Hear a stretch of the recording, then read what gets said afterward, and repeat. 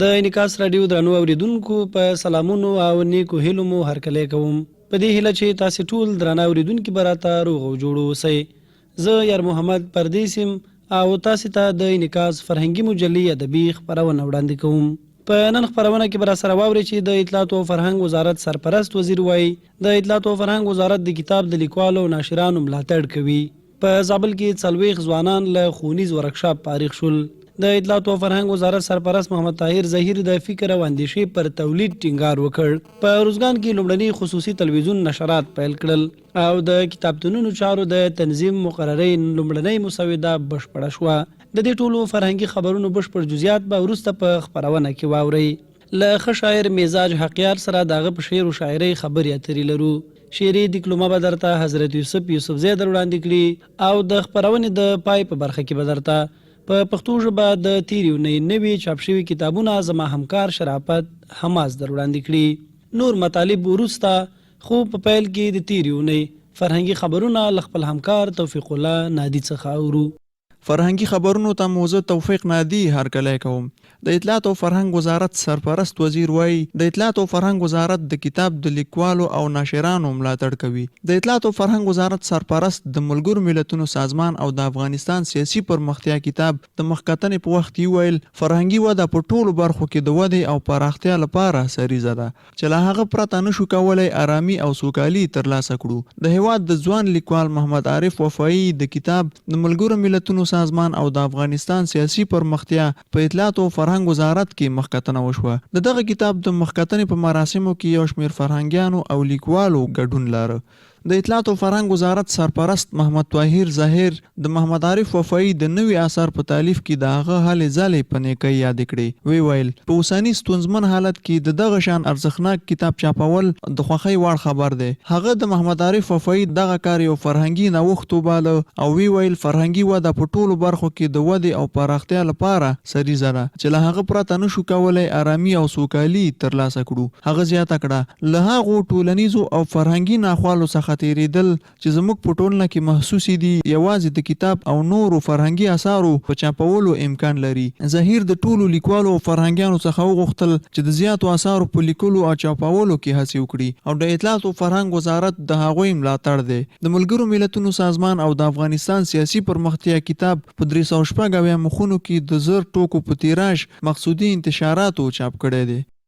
په زابل کې 40 ځوانان له ښوونیز ورکشاپ څخه فارغ شول. د زابل د اطلاعات او فرهنګ ریاست اړوند د ځوانانو عمومي مدیریت په دغه ولایت کې ځوانانو ته د علمي وړتیا لوړونې په موخه شپږ ورځنی ورکشاپ جوړ کړی و چې 43 تنه ځوانان فارغ شول. د زابل د اطلاعات او فرهنګ سرپرست نیاز محمد زیارمل وایي چې دغه ځوانانو د لیکوالۍ فن، وینا کولو هنر، انانسري او د غونډو د تنظیم په برخو کې زده کړې وکړي. زیارمل د زابلي ځوانانو سره ژمنه وکړه چې د ورته فرصتونو په والی کې به خپل هڅې نورې هم ګړندۍ کړي. هغه وایي په پام کې لري نږدې راتلونکي کې د سیرت النبي سیالۍ، د ژورنالیزم او عامه پوهاوي په برخو کې هم ورته پروګرامونه جوړ کړي. په همدې حال کې د زابل والي جنرال محمد ګل رسولي د اطلاعات او فرهنګ ریاست د دې اقدام ستاینه وکړه او د لیکوالۍ او شاعرۍ پر اوږد تاریخ او ارزښت یې خبرې وکړي. رسولي ویل د یو آباد هیواد لپاره اړینه ده چې ځوانان یې په عصري مهارتونو سمبال شي او په دې برخه کې زابلي ځوانان له اطلاعات او فرهنګ ریاست سره هر ډول مرستې ته چمتو دي. په زابل کې د فرصت ښوونیز مرکز مشر سردار ولی سرحدي هم په غونډه کې د لیکوالۍ او لیکوال پر ارزښت خبرې وکړي او زیاته یې کړه چې لیکوالان کولی شي د خپل قلم او ژبې په مټ د ناخوالو پر وړاندې مبارزه وکړي. نو اړتیا ده چې ځوانان مو لا په دې برخه کې علمي او ښوونیز سیمینارونو او ورکشاپونو کې ګډون وکړي. د ښوونیز ورکشاپ یو شمېر زده کوونکو هم ویناوې وکړي او په اړونده برخه کې له نورو بنسټونو څخه هیله وکړه چې نورو ځوانانو ته هم د داسې ښوونیزو ورکشاپونو زمینه برابره کړي. د اطلاعات او فرهنګ وزارت سرپرست محمد طاهر ظهیر د فکر او اندیشې پر تولید ټینګار وکړ. د اطلاعات او فرهنګ وزارت سرپرست محمد طاهر ظهیر ډاکټر سید محمد علي جاوید ته د تندیس ورکولو په مراسمو کې د فکر او اندیشې پر تولید ټینګار وکړ. په هغه غونډه کې چې په همدې مناسبت د ولسي جرګې او سیاسي ګوندونو د یو شمېر غړو او یو شمېر لیکوالانو په ګډون د اطلاعات او فرهنګ وزارت په تالار کې جوړه شوې وه. د اطلاعات او فرهنګ وزارت د سرپرست محمد طاهر ظهیر په ټولنه کې د فرهنګي فرهنګي کارونو د ارزښت او اغیزمنتوب په اړه خبرې وکړي او وی ویل که چیرې مو زده وای چې څنګه فکر او اندیشه تولید کړو او د فکر او اندیشې پر بنسټ راپېښو ستونزو ته د حل لاره ومومو نو کوچنیو شخړو سترې قومي مذهبي نژادي او ملیتي دښمنۍ نه رامنځته کولی. که چیرې د افغانستان سیاسي مشرانو او لیکوالو په دې برخه کې پانګه اچونه کړې وای موږ به د یو ښه افغانستان شاهدان وای. محمد طاهر ظهیر لیکوالانو ته د فرهنګي پراختیا په لاره کې د اطلاعاتو او فرهنګ وزارت د ژمنې یادونه وکړه او وی ویل موږ هغه وخت سولې نیکمرغۍ او سوکالۍ ته رسیږو چې فرهنګي کارونه مبدا وټاکو. سید محمد علي جاوید په دې غونډه کې د خپلو فرهنګي کارونو په اړه برخوالو ته معلومات ورکړل او زیاته یې کړه د خپلو کتابونو په لیکلو مې کوښښ کړی دی چې متونو ته مراجعه وکړم او د عقل او منطق په رڼا کې لیکنې وکړم او د لوستونکو رضایت او خوښي ترلاسه کړم. په دې غونډه کې د اطلاعات او فرهنګ وزارت د خپرونو چارو معین عبدالمنان شیوای شرق، د ملي ثبات د ګوند رئیس سید حامد انوري، د اسلامي اخوت شورا غړي سید عادي حسیني، د اسلامي حرکت مشر سید عبدالهادي هدي هم د لیکوالو د آثارو او علمي او فرهنګي کارونو د محتوا په اړه خبرې وکړي. باید وویل شي چې سید محمد علي جاوید د افغانستان د جهادي دورې د سیاسي مشرانو څخه دی چې د سیاسي مبارزې مخینه لري او د پلان او ترانسپورت وزیر هم پاتې شوی دی. د ځوانۍ څخه پر فرهنګي کارونو او لیکوالۍ بوخت دی چې د په خبره په 12 کلونو کې 43 عنوانه کتابونه لیکلي دي چې له دې جملې څخه 12 یې چاپ شوي دي.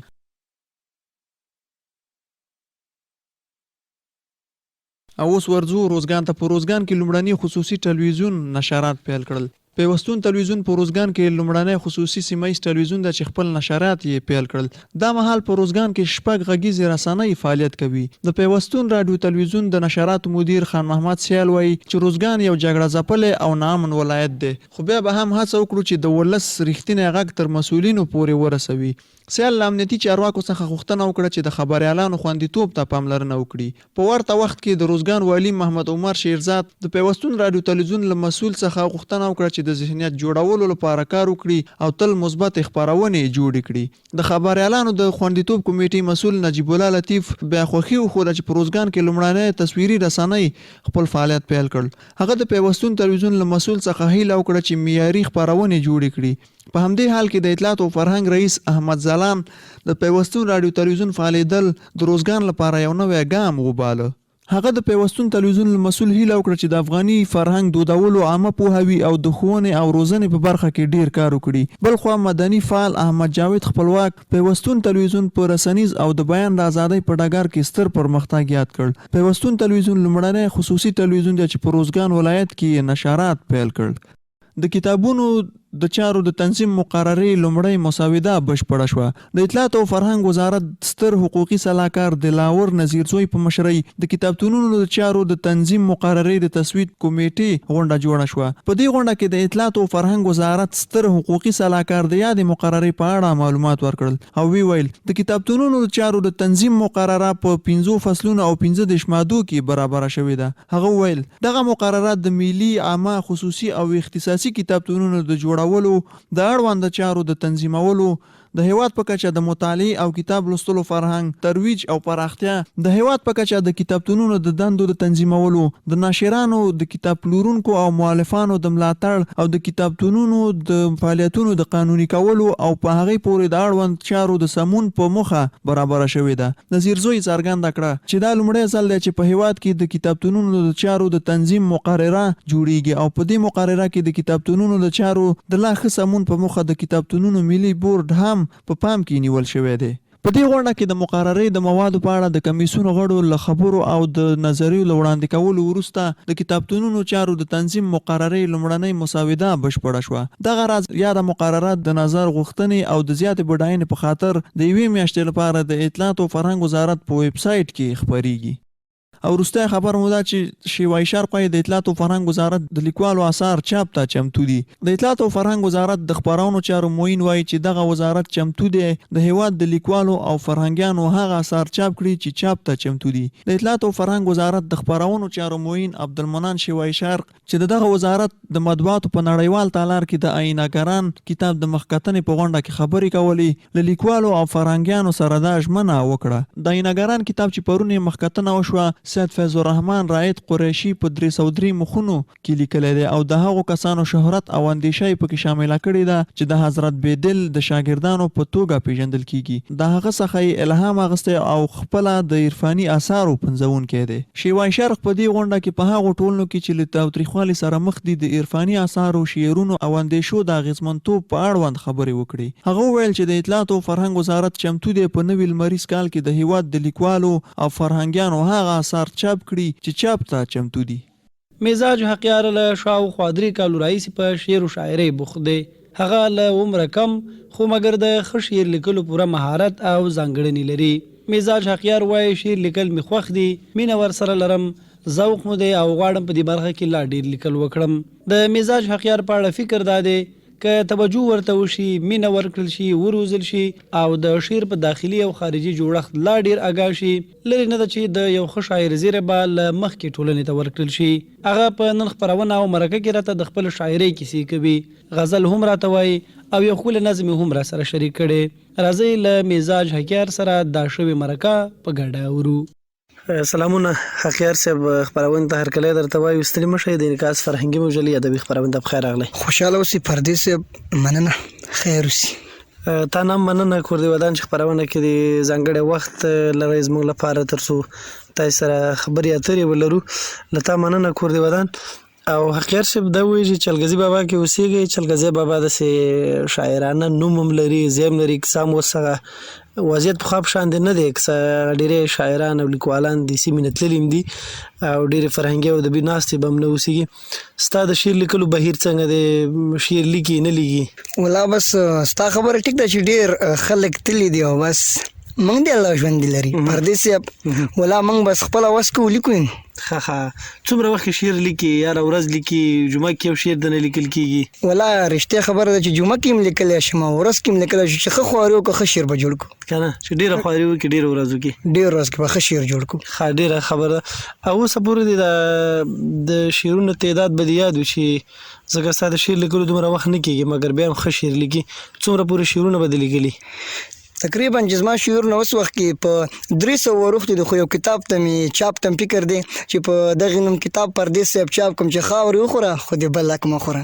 خاورې وخوره خو د بل حق مه خوره. بل حق مه خوره. ښه دغه نوم که په دې باندې اوس وغږېږي، دا نوم دې بله ولې انتخاب کړه؟ ولا زمونږ وطن دا خبره څوک نه کوي که نه، او زمونږ وطن داسې دی چې مړ یو د بل لږ خور سره نه خورو یې که نه؟ خورو یې ځکه چې رشوت دی او غلا ده او قتل دی او داسې سم حالات زمونږ وطن کې نشته. زه چې دې حالات له ګورم ما وویل چې خاورې وخوره خو د بل حق مه خوره. ښه او شعري ټولګه کې یا د 300 شعرونو کې به داسې کوم شعر هم وي که نه چې دغه موضوع کې بیان شوي؟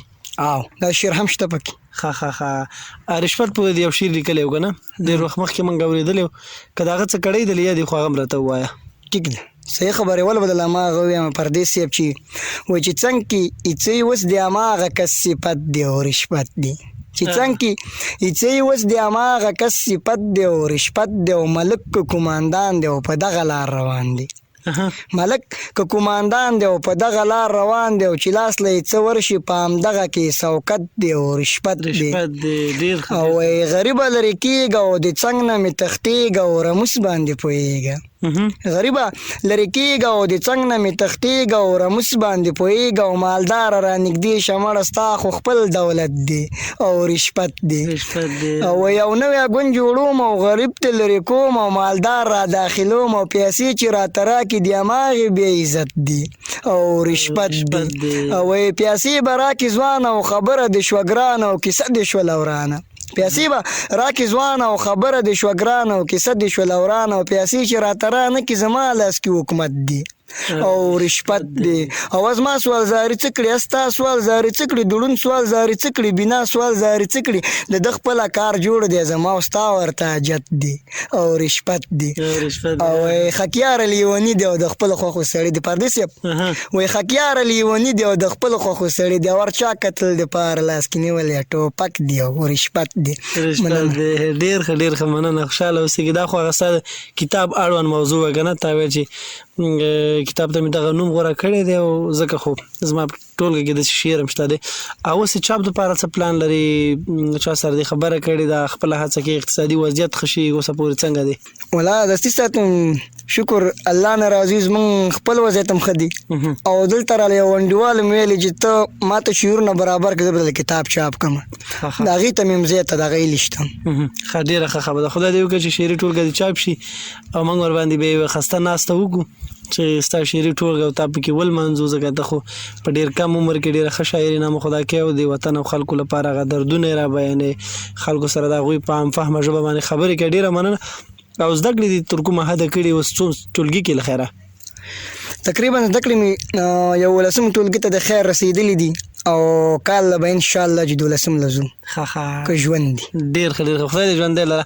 او دې برخه کې در سره څوک همکاري کوي که نه کوي بس که خپله د شعر لیکل هم زده کړي خپله لګیا هم یې بس غلطیان یې خپله اصلاح کوي؟ نو ولا خلک ډیر دي زه چې خپله شعر ولیکم مسکین جان ته یې مخیم نواب خان ته یې مخیم عمرزی دی الله وبخي څه وخت کې چې عمرزی ژوندی و هغې ته مې ښود او اوس مروت درد هم رانه لرې شوی ګنې هغې ته به مې زیات شعر وښوده. ښه ډېر ښه ډېر ښه. بس رښتیا هم چې څوک دي که نه استادان یې شعر کې ډېره مطالعه لري هغوی ته شعر ښودل پکار وي. مننه تا نه نوې شعرونه دي کوم لیکلي دي هغې کې ورته یو شعر ووایه. ښه وایي په وچه دشته بیا سمسور راغی په وچه دشته بیا سمسور راغی او ستا ښایش چې زما په لور راغی په وچه دشته بیا سمسور راغی او ستا ښایش چې زما په لور راغی وایي خلکه زړګی بخي که یار بخي خلکه زړګی بخي که یار بخي ما ته د یار د خوا پیغور راغی او ما ویل هغه څنګه و او دا څنګه ده ما ویل هغه څنګه و دا څنګه ده دی ویل چپ غلی شه زما رور راغی او وایي ستا کیسې ما ته غیبت خلک کړي ستا کیسې ما ته غیبت خلک کړي مال زما د غیبت تا ته څه زور راغی او وایي مال زه خو شاعر یم لیکواله یم زه خو شاعر یم لیکواله یم زه خو شاعر یم لیکواله یم په ده خبره سم مختور راغی او ما ویل چې تا دی الله ماله راکه ما ویل تا دی الله مال راکه مننه ما ویل چې تا دی الله مال راکه دغه اقرار مې خولې له نور راغی او وروستو کې ویل چې خکیار پرې نه دی ګوره غاړه ورکوم خکیار پرې نه دی ګوره غاړه ورکوم مخې ته سم په زیر او زور راغی مخې ته سم په زیر او زور راغی. ډېر ښه ډېر خوندور غزل دا دې کله لیکلی دغه غزل؟ دا میاشتې کېږي انشاءالله. ښه ډېر ښه. او رسنیو ته کله کله ځي یا نه ځي یا د فرهنګي ناستو کې بنډارونو کې دې کې برخه اخلي که نه اخلي؟ اخلم ډېر بنډارونو کې برخه اخلم چېرته چې بنډاري زه ورځم او خپل ځان ور رسوم او برخه پکې اخلم. ښه د خلکو غوښتنه ستا د شعرونو په اړه څه ده چې کله غونډه کې ودرېږي خلک څومره داد درکوي یا کلي ولس کې چې کله پټیو ته فرض کړه ځي ملګرو سره یې خلک څومره غوښتنه کوي ځای په ځای وایي چې خکیار صاحب شعر دی وي او خکیار صاحب غزل دی وي او که نه وي ته دې جوړ کړي موږ ته راواوره او بل چې زه سټریک مخې ته ودرېږم چې یو ویم وایي بل هم وي او بل هم وي ناستې ته مې نه پرېږدي. لکه د دې وجه ویلی شي څه وجه ده چې خلک یو شعر ووایي بیا نور څوک ورته نه وایي چې بس دی خو که ته ودرېږي دا زما سترګو لیدلی حال هم د خلک در باندې 2-3 شعرونه وایي د دې وجه څه ده؟ ولا ما له خو خپله شاعري خپل صفت څوک نه کوي نو خلک له به پکې درس ښکاري څلار به له پکې ښکاري ځکه چې ما له ځای په ځای وخت راکوي او اوس وخت کې مو مخکې ورځ کې سیچو ادبي بهیر غم راغله چې راشه موږ سره شو موږ سره برخه اخله ما ولې چې زموږ خپل د چلګزي بابا ادبي بهیر دی پرونه پور راته لګیو چې راشه زموږ ادبي بهیر کې برخه واخله څه ویل دایمي غړي راشه راسره که نه هسې اونۍ کې موږ سره کله کله راځه برخه اخله ویل ستا به هرې اونۍ کې نوم لیکلی هر ځای کې به دې موږ سره نوم لیکلی چېر به د خپلې ولسوالۍ ته کوم ما ویل مړه زه خپل کلی نشم پرېښودی خپل ادبي بهیر نشم پرېښودی. ډېر ښه حکیار صاحب خوشحاله اوسېږي تا نه مننه. وروستی شعر چې دې لیکلی هغه به هم درنه واورو بیا به خپرونه پای ته ورسوو. ښه وایي چې د وطن له مې لیکلی دی د افغان غیرتي خاوره ننګیاله و بچو ساتلي د افغان غیرتي خاوره ننګیالو بچو ساتلي نو مې واخلم که یې نه اخلم پښتنو بچو ساتلي او دا وطن مې د خرڅ نه دی دا وطن راله خرڅ نه کي دا وطن مې د خرڅ نه دی دا وطن راله خرڅ نه کي درته سوال کوم ظالمه په سرو بچو ساتلي او له 40 کالو راهیسې انقلاب دی چې ډزېږي پردیس یم له 40 کالو راهیسې انقلاب دی چې ډزېږي هر یو ملک رانه نفرت کوي په مرګو بچو ساتلي او تا ته یې ښې پیسې درکړې ویلې پو خلک مړه که تا ته یې ښې پیسې درکړې ویلې پو خلک مړه که په ګریوان کې فکر وکړه ابدالو بچو ساتلي او دا نصیحت د ما نه واوره دا نصیحت کوم قاتله دا نصیحت د ما نه واوره دا نصیحت کوم قاتله کونډې بورې خویندې ژاړې د هغو بچو ساتلي او د خکیار خبره ټیک د مړه لږ غوږ ورته کېده د خکیار خبره ټیک د مړه لږ غوږ ورته کېده دا کیسې ورپسې مه کړه چې پردو بچو ساتل. ډېر ښه ډېر ښه حقیار صاحب ډېره مننه چې خپرونه کې حاضر شو او مرکه دې راسره وکړه. ډېره مننه. خوشحاله اوسې پردیس صاحب ژوند دې غواړو. مننه. خیر اوسې. او اوس هم حضرت یوسفزي ته غوږ نیسو چې یوه په زړه پورې شعري دیکلومه یې انتخاب کړې ده. زمانه ښکلې ده چا وی چې زمانه خرابه، زمانه ښکلې ده چا وی چې زمانه خرابه، شاعره یا شاعره یا زړګیه یا ګلابه، د زړه تار تار دې ترنګوه خوږې نغمې غږوه، د ګڼ ځنګل په شانې غلې زمزمې غږوه، وږمو ته غوږ غوږ شه رنګونو ته سلام ووایه، کلام له مینې نه تر مرګو د ډک جام ووایه، د ګل په غوږ کې د لمدې مینې اذان ووایه، سلام په ځمکه د دې جګ شینکي اسمان ووایه، چاته چې مخ شي ځان په مینه په مسکا واړوه، د زړونو مځکه ډبرینه په مسکا واړوه، غمې غمې ګرځه د لمر او د سپوږمۍ په رڼا، غمې غمې ګرځه د لمر او د سپوږمۍ په رڼا، د زړه په تاخ کې د ایمان د ډیوګۍ په رڼا، په هره ډله کې د ښکلیو په لټون ووسه، لیلا درځي د ارمان بس خو ته مجنون ووسه، که څوک په مخه درځي بیا هم درنه مخ اړوي، ستا له خواږه او له مسکي نظر نه مخ اړوي، په خدای د مینې وسپاره له دعاو سره، د امن سولې په خلاینې له رڼاو سره، څه موده بعد به ګوري دا سړی په مخه درځي، څه موده بعد به ګوري دا سړی په مخه درځي، دا تیږه تیږه به غمې غمې په مخه درځي، د دیدن تنده به دې ماته کړي خوشحاله به شي، د خوږې مینې له نغمو نه مالاماله به شي، څومره په خوند وایي چې ټول عمر به مینه کوي، شاعره ژوند وایي چې ټول عمر به مینه کوي، شاعره یا شاعره یا زړګیه یا ګلابه، شاعره یا شاعره یا زړګیه یا ګلابه، یا د لفظونو کلمو د ملغلرو آبه، یا د لفظونو کلمو د ملغلرو آبه. د خپرونې وروستۍ برخې ته ورسېدو او دلته به درته شرافت حماس په پښتو ژبه د تېرې اونۍ نوي چاپ شوي کتابونه در وپېژني. د انعکاس راډیو قدرمندو اورېدونکو سلامونه مې ومنئ. دا هم د دې اونۍ نوی په پښتو ژبه تازه چاپ شوي کتابونه. ضیاءالله یاز لکه زهر دا کتاب د چاپ پر ګڼه سنبال کړو او د تصویرونو نه د کرښې ته و. نعمت الله مومنزی لومړی شعري ټولګه بازار ته وړاندې کړه. لکه زهر د ضیاءالله یاز لومړی کتاب دی او دا کتاب په ډیرو لنډو الفاظو ډالۍ شوی دی.